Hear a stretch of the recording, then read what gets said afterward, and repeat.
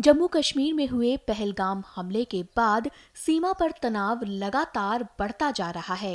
वहीं राजस्थान में भारत पाकिस्तान अंतर्राष्ट्रीय सीमा से पहले भारत की तरफ के कुछ आखिरी गांवों में तैयारी और देशभक्ति साथ साथ चलती है।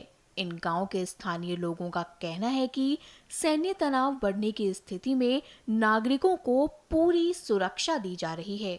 वीडियो में आप देख सकते हैं कि भारत और पाकिस्तान में युद्ध तनाव के बावजूद भी राजस्थान के जैसलमेर में अंतिम सीमावर्ती गांव के स्कूल में पढ़ाई जारी है। बच्चे पढ़ने के लिए स्कूलों में दिखाई दे रहे हैं। वहीं सुनिए पहलगाम हमले के बाद वहां के माहौल पर स्कूल के शिक्षक ने क्या बताया। बॉर्डर की स्कूल, लेकिन यहाँ पे क्या है, बिल्कुल शांत इलाका है सर। यहाँ के जो लोग हैं, ढाणी वाले हैं यहाँ के, ये बहुत ही कोऑपरेटिव आदमी। हमको जैसे भी कोई भी चीज़ की ज़रूरत होती है, हर तरह का सहयोग करते हैं अपना। इसके अलावा यहाँ पे जो बीएसएफ है, आर्मी वाले हैं, वो हमारे पास समय समय पे आते रहते हैं और हमसे कोई भी समस्या होती है वो पूछते हैं और उनका हमसे समाधान करते हैं। और विद्यालय के लिए यदि कोई चीज़ की अपन को आवश्यकता है तो बीएसएफ वाले हमारा पूरा सहयोग करते हैं। समय समय पे कैंप पे लगाते हैं, ढाणी वालों को भी कुछ देते हैं। ढाणी में जो भी मूलभूत सुविधाओं की जरूरत होती है वो देते हैं। यहाँ पे तो हमको तो बिल्कुल ही ऐसे कोई डर वगैरह नहीं है, क्योंकि एक तो यहाँ पे बीएसएफ आर्मी इतनी है कि हमको दिन में 2-3 बार तो आके हमारे समाचार भी लेती है।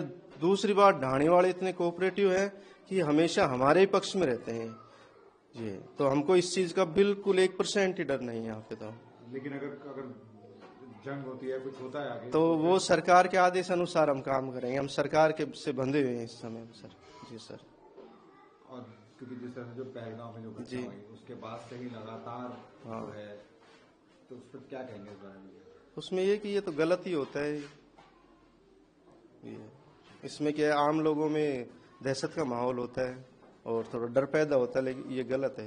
लेकिन यहाँ पे ऐसी कोई घटना नहीं है, ना इनके अंदर ऐसी कोई विचार आते हैं कि यहाँ पे ऐसा कुछ हो सकता है, क्योंकि शांत माहौल है यहाँ पे। संख्याओं के बारे में पढ़िए। संख्याओं के जो सिलेबस में है, प्राकृत संख्याएं किसे कहते हैं? प्राकृत संख्याएं वो होती है जो 1 से आरंभ होकर और अनंत तक चलती है। वे संख्याएं जो 1 से आरंभ कहते हैं। अब ऐसे ही पूछ ले दूसरा क्वेश्चन, सबसे छोटी समप्राकृत संख्या कौन सी है? 2 नंबर पे क्या आता है? पूर्ण संख्या। 0 से आरंभ होकर और अनंत तक होती है। पूर्ण संख्याएं कहाँ से स्टार्ट होंगी अपने? 0 से। इन्हें क्या बोलते हैं? तो 0 एक सबसे छोटी पूर्ण संख्या कौन सी है? 0। तो हम बताएंगे सबसे पूर्ण और प्राकृत में थोड़ा सा अंतर हो गया कि प्राकृत संख्याएं तो कहाँ से स्टार्ट हो रही है? कितनी है? 1 है।